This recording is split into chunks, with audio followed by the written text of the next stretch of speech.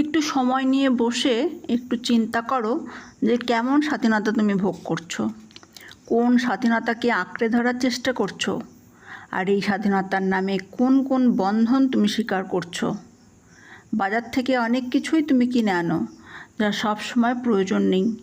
হয়তো যা কিনলে তা তোমার অশান্তির কারণ হলো। যে সম্পর্ককে জোর করে নিজের করার চেষ্টা করলে সেই সম্পর্ক আপাতমধুর হলেও পরে বিষময় হয়ে উঠল। সময় কাটাবার জন্য এমন সঙ্গ করছো যেখান থেকে অনেক নেতিবাচক মানসিকতা তোমার সঙ্গী হচ্ছে। স্বাধীনতা ভোগ করতে গিয়ে নিজের অজান্তে যে কত পরাধীনতার বীজ পুঁতছ সেই সম্বন্ধে তোমার সচেতন হতেই হবে। অসংযত স্বাধীনতা কালে যখন পরাধীনতা অর্থাৎ আত্মগ্লানি নিয়ে আসবে তখন কিন্তু মনকে দুর্বল হতে দিও না। পশ্চাত্তাপ ভালো, কিন্তু তাকে আঁকড়ে থাকা ভালো নয়। কোনো প্রকার নেতিবাচক মানসিকতা কখনোই নিজের জন্য বা সমাজের জন্য শুভ হতে পারে না। তাই এই ভাবটিকে পাল্টে ইতিবাচক ঈশ্বরমুখী গুরুমুখী করতে হবে।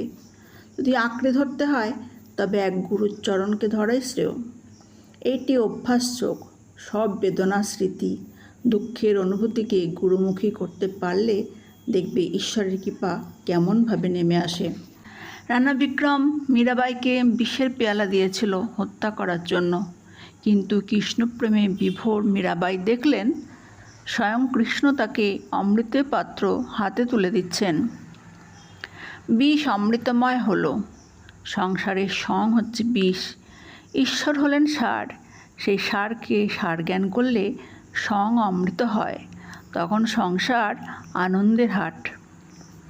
এক ঈশ্বরের প্রতি ভক্তি এবং বিশ্বাস, এই সার জ্ঞান করে সব কিছু করতে থাকো। যা রাখবার তিনি রাখবেন, যা ফেলবার তিনিই ফেলবেন।